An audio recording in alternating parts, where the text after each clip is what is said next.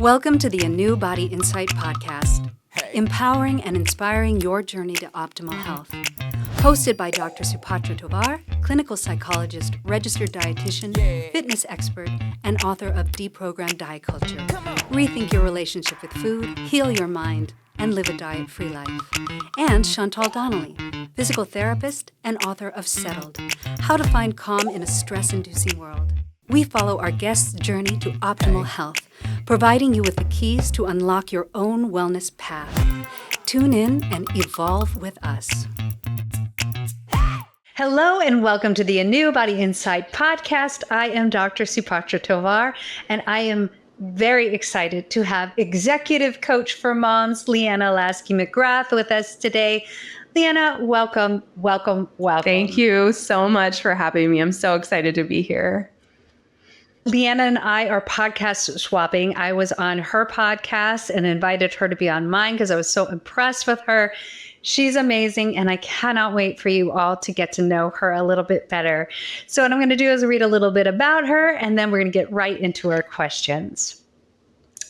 Leanna Lasky McGrath is a former tech executive turned full-time mom, recovering perfectionist and workaholic. Oh, I'm on my way there too. And certified executive coach who now dedicates her expertise to coaching ambitious, high-achieving women, particularly executive moms. After spending 2 decades in leadership roles, Leanna understands firsthand the challenges of balancing career and family while striving for professional success and personal fulfillment. Her career began in hospitality and higher education, but she made her mark in the tech world, where she built and scaled customer success teams at multiple startups, including OrgSync, Campus Labs, and Ready Education. As the Chief Customer Success Officer, she was instrumental in leading these companies through rapid growth, mergers and acquisitions, consistently driving exceptional customer retention and revenue expansion. Today, Leanna combines her leadership experience with her passion for helping women redefine success on their own terms. She supports her clients by empowering them to break free from societal pressures, yes, please, explore new possibilities, and live more joyful, balanced lives they truly love. Leanna holds a BA in psychology and mathematics from West Virginia Wesleyan College, and leadership and entrepreneurship from SMU Cox School of Business. She is also an associate certified coach through the International Coach Federation and a certified professional career coach. You have so much in your bio, Leanna. It is so lovely to meet you. Well, meet you on here. We met before. Yes, thank you so much. It's so fun to hear that read out loud. So thank you. Right? Whoa. Okay, I did all that. That's amazing. And I love that you are a recovering perfectionist. I want to hear about this shift from being this amazing tech executive to becoming a full-time mom and now executive coach.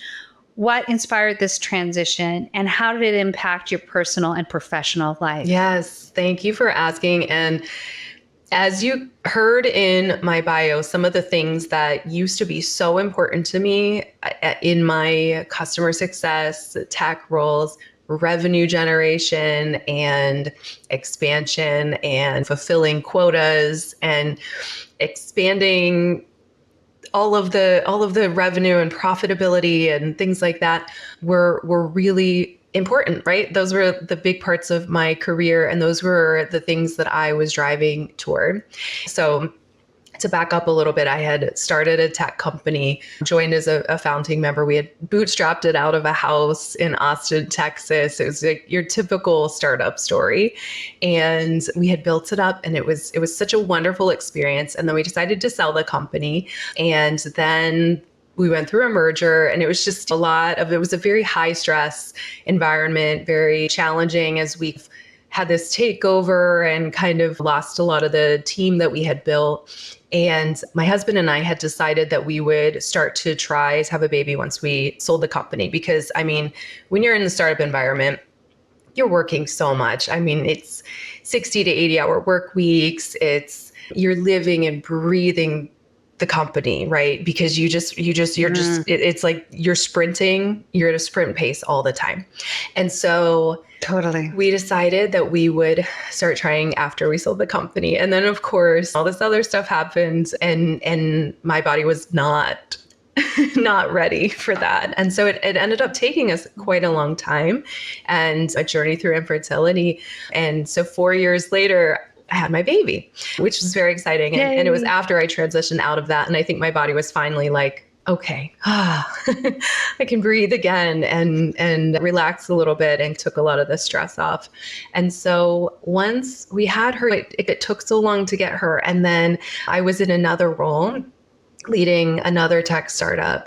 And it was a wonderful company. I was recruited by, it was a Canadian CEO, and he was very progressive minded and set up this wonderful maternity leave for me. I was hired when I was 5 months pregnant, and it was just a wonderful experience. And then we had some transitions in leadership, and it just no longer aligned with how I wanted to work, I suppose. And so at 2 years after I had my baby, I just kept thinking, I just felt so out of alignment. I just kept feeling like this isn't right.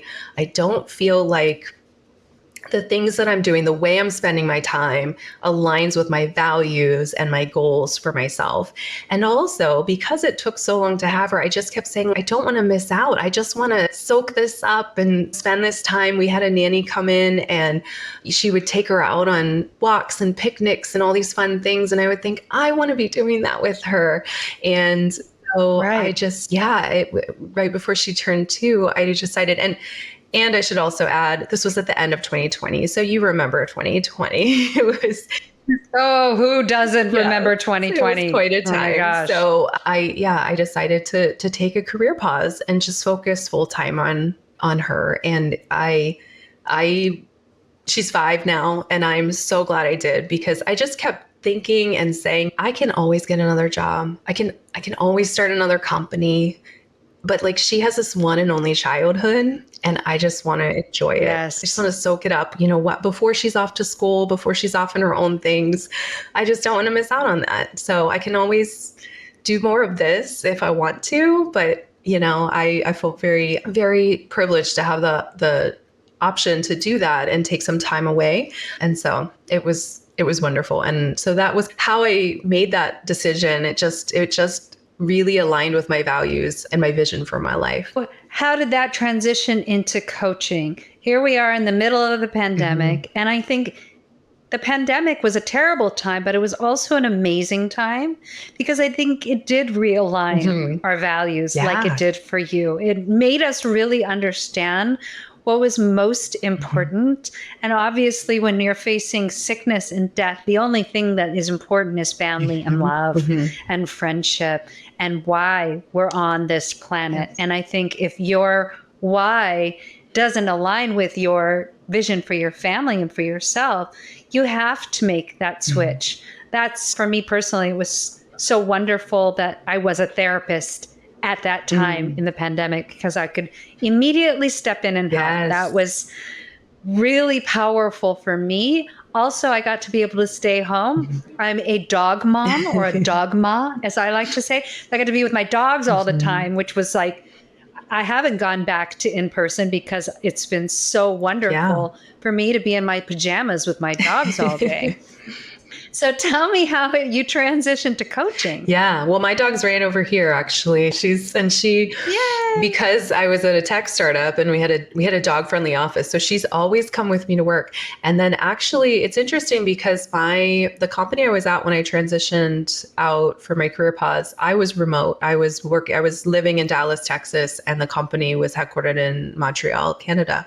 And so we were already set up for that. And so I think remote work for moms, I have lived it. I think it's so, so, so important. And I agree. I'm so glad I mean, obviously I'm not glad that the pandemic happened, but I'm glad of the outcome of kind of companies rethinking things. But that transition was challenging for me in terms of my identity was so tied up in my career. And so whenever I would meet people, they would say, well, what do you do? And I'd be like, well, I used to do this. I used to be an executive and now I'm focusing on my daughter. And it took me a while to really be able to fully step into that role publicly and be able to, to really own it. In terms of coaching, I actually, in between companies, I had my coach certification back in 2017.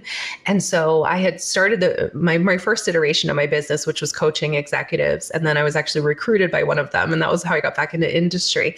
So I already had my certification and I took about a 2-year career pause. And then I actually had a friend who was also an executive and she had a baby. She decided to take about 6 months off and then she was going back to another executive role. And she asked me, since I'm in the coaching world, she said, can you recommend an executive coach, like someone who can help me with the leadership aspects and managing my team and everything like that, but also who is a mom of a young child who can kind of help me stay in check with my work-life balance and make sure that I'm prioritizing appropriately, that I have that space to talk to someone. And I said, I don't know anyone like that. I don't know any. I have a huge coach network, but I don't know anyone like that. And so that was then I thought I could be that person. And so that was really then whenever I restarted my business and I was thinking of who do I really want to work with this time around as I'm relaunching my business.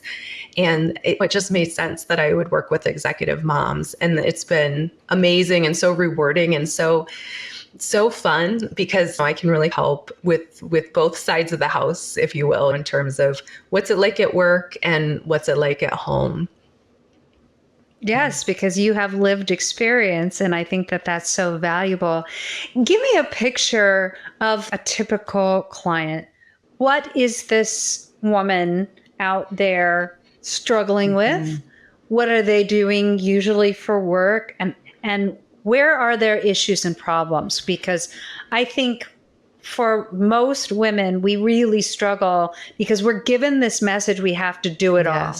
Mm-hmm. We need to be the best wife. We have to have the best body. We need to be the best at our job. It's always about being perfect at everything. Yes. Is that the type of woman that comes to you? 100%. And I think that these are women who are high achieving, who have climbed that corporate ladder. As previously, what would happen is women would have babies earlier, right? And the statistics show that it's moving later.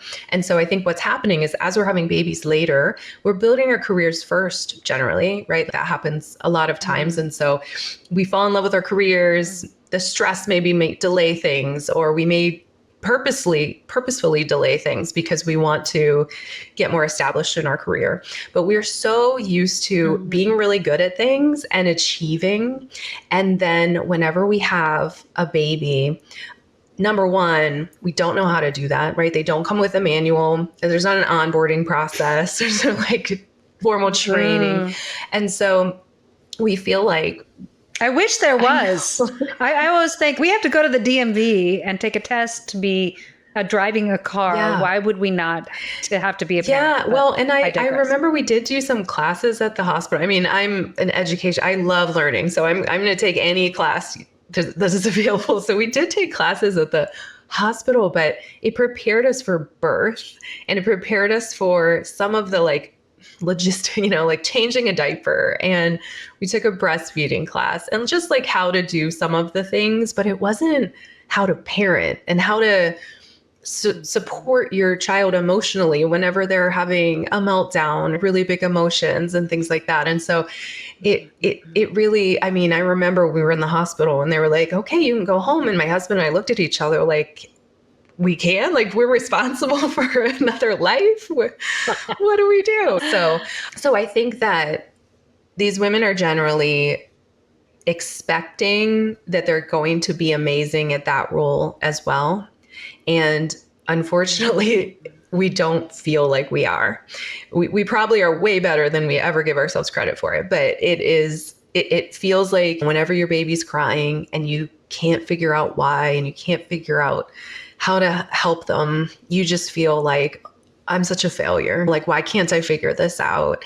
And whenever something's going on with your little one, you just want to fix it. And you're so good at your job at solving problems, and you have built a career generally on solving problems. And then you have this new situation and a new person in your life to take care of. And there are so many, I don't want to say problems to solve, but so many things to figure out.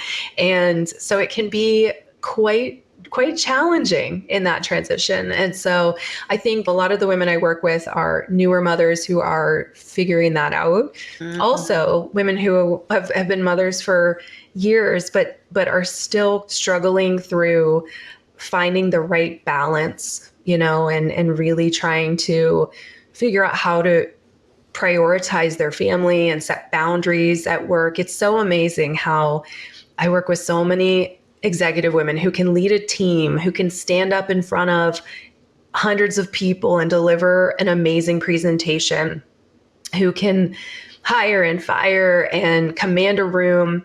But when it comes to advocating for herself, when it comes to setting boundaries with her boss, those things are really big challenges. And yes. So I think that those are generally the women that I work with are the ones who are struggling with the imposter syndrome, the perfectionism, the seeing their work as how they bring value to the world and trying to continuously chase that value and by working more. And then just not being able to make ends meet with the limited time that we have and not feeling like we can ever do enough. I think we are actually conditioned to be this way. I think from a very young age, and this is really once women started to come out into the workforce more and be a part of the workforce, it was an unspoken expectation that they do everything perfectly. Yes. Even if it was when they weren't in leadership roles and they were more in the administrative roles, they had to be perfect. They had to look perfect. They couldn't necessarily speak up. There were a lot of double standards when it came to women in leadership. And so a woman, if she was assertive, she would be labeled as bossy. A man would be labeled as a leader. And so it has been, I think, a very difficult road for women to navigate through. And that, I think, is at the heart of perfectionism. So you suffered from this as well. And you call yourself a recovering perfectionist, which I love, and I'm working towards too, because I definitely have to fight this myself. What are the strategies? Please help us let go of perfectionism in career and professional life. How do we do this? Yeah. So I call myself a recovering perfectionist because I think when we are in recovery, it means we're trying. It's not like it goes away. And I think so many things. And about what you just said, I think that our society really expects women to work like we don't have kids and to parent like we don't have a job. And it's just these ridiculously high, unachievable standards that we are held to. And so I think one of the things is just recognizing that we are set up to fail if perfection is the goal. There's no way that we can physically do that. I think learning about the societal impact, the societal expectations, there's a lot of research out there. And Dr. Amy Deal actually recently, she and her research partner, a study, it was in Fast Company, and they published a book about it as well. But it talks about how they did a study on 34 different metrics and found that women in the workplace are just never quite right. So when you look at how much tenure is right? Like when I was early in my career, I always felt like too young, when I can't speak up because I don't have enough experience and things like that. But then I remember asking myself, at what point, when am I going to feel like I'm at the right age? And the research shows that there is no right age. You're either too young or you're too old. You're either too inexperienced or you're too experienced. They studied hiring processes and the feedback. And some of the feedback would be, if she was too experienced, that she might be too opinionated, and that if she didn't have enough experience, then she wasn't qualified. And so oh my gosh, I think that understanding that it's not just in our heads, that this is real. Mm-hmm. For me, that was very freeing, because I was kind of like, okay, well, I mean, I'm never going to be the right amount anyway, so I may as well just be whatever amount I am and just be right. So yes, I think that's one thing. I think also, I don't think perfectionism is inherently good or bad, right? I mean, nothing is really, but I think it's about how is it showing up in our lives, and is it getting us the results that we want? And I think that often for me, the way my perfectionism shows up is it shows up in a form that creates procrastination, where I don't want to move forward because I want to keep perfecting. And in that way, I have decided I don't want to be a perfectionist in that way, because I want to complete things. I want to put myself out there without having to round all the edges. I want to make sure that I'd rather my work be out in the world than for it to be almost perfect and hidden, right? If it's out in the world and it's B+ work, I'd rather that be the case. And that's taken a long time for me to get to. Yes. But I think it's, because I'm bringing some of those thoughts that we have about it and those expectations of ourselves to consciousness, and really just deciding, where is this serving me? Where is it not? Maybe it served me in the past and it doesn't anymore. Maybe I want to show up differently. But I think also we have some sayings in our society, even. Practice makes perfect. I grew up hearing practice makes perfect all the time. So I think whenever we hear that, it's okay, so if I just keep practicing, if I just keep working at it, then I'll get to perfection. And the reality is no, nothing is really perfect, right? And so it's really more, I think, also thinking about what are our thoughts about perfection and perfect, and maybe looking at ways that we could rethink that. So instead of thinking about practice makes perfect, I always say to my daughter, practice makes progress, right? Because that's our goal. Oh, I love We're trying to progress. We don't need to get to perfection, and we probably never will, and we don't have to in order for it to be good enough.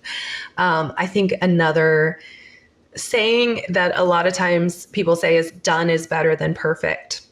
And I know that works for a lot of people. It doesn't work for me, or it didn't work for me at the beginning, I would say, because I was like, no, I don't quite believe that. But what I did believe, my kind of latter thought to get there, is that it doesn't have to be perfect to be great.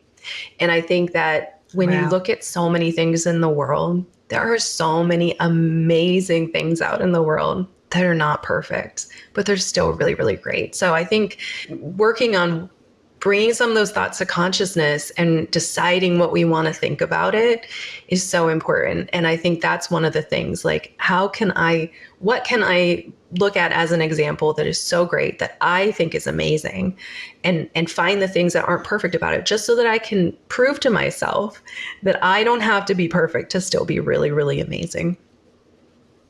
I love that. And as you were talking, I was recalling America Ferrera's speech in the Barbie movie. I love that one. Yes. We can't win. Yes. There are so many standards. We're either too old, we're too young, we're too fat, we're too thin. There's never, I think for anyone, I don't think anyone ever feels like they've achieved whatever perfection is. And if they are striving for that, I do think it is futile. I think that it saps us of our creativity, it saps us of our energy, and it ends up being just a waste of time, because you'll never really get there. So I think what you're really promoting is acceptance of ourselves as we are. And I think that that is such a valuable message. That's the message I try to bring in my book, because diet culture and our pursuit of this thin ideal is really actually futile, because so few people get there. And if they get there, it's usually at a great cost. Yes. And if they can really learn how to love who they are as they are and be working towards progress. Yes. And I think one of my favorite sayings is, I am a work in progress. Yes. And I think that that doesn't have an end goal. It just means you're continually striving to learn more, to better yourself in some way, but it's not to achieve this unrealistic ideal. Yeah. So we're really close to the end of this half, but I want you to tell us about your podcast. I was on it. I loved it. You're an amazing host. The name of the podcast is The Executive Coach for Moms, and it helps women find balance and joy. So just give us your idea of what balance means to you. Yeah.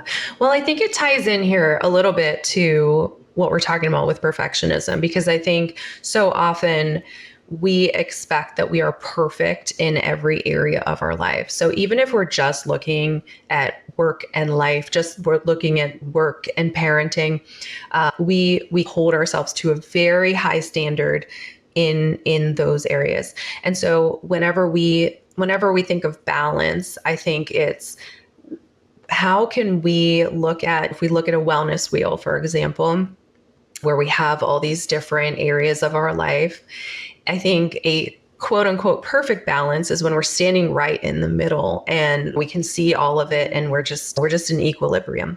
And I can count probably like on my fingers and toes the number of days or minutes I've ever felt in perfect balance, right? It's not many. And I think that balance to me is, how do we feel when we look at our priorities and really spend some time understanding what's most important to us so that we can align how we spend our time with that. Then to me, balance is like, how do I feel about how I did it today, right? Like, how do I feel about, did I meet my priorities? And I think it's this constant kind of check-in of, do I feel, is how I'm spending my time aligning with what's most important to me? And so to me, that's balance. Absolutely. And I think that I probably before thought that it was being perfectly in alignment and doing perfectly at everything. And that was balance. But what happens is that comes at a cost, because there's that, and it really isn't balance, because I'm not sleeping, I'm not taking care of myself. And so, so it's really, if I've spent some time understanding what's important to me, did I spend my time in a way that aligns with it? And to me, that's balance, and it's different for every person. Absolutely. And I think we tend to put our oxygen mask on last. Yes. Instead of first. And so when we come back for the second half, I really do want to get into self-care, because I think a lot of women are conditioned to think that it's selfish, that putting themselves first is a selfish act. And I am a big proponent that it is not, that we absolutely need to take care of ourselves first so that we can better take care of everyone else. Agreed. So we're going to dive into that in the second half. So thank you so much for this first half. And thank you all for joining us. Tune in next week for the second half of this wonderful interview with the amazing executive coach for moms, Leanna Lasky McGrath. Thanks, Leanna. Thank you so much. Wow. Thanks for tuning into the ANEW Insight Podcast. Please remember, the content shared on this podcast is for entertainment purposes only and does not constitute medical advice. You can find us anywhere podcasts are streaming, on YouTube at my.anew.insight and at anew-insight.com under the ANEW Insight Podcast tab. Follow us on our socials at my.anew.insight on Facebook, Instagram, TikTok, and Threads for more updates. Tune in next time and evolve with us.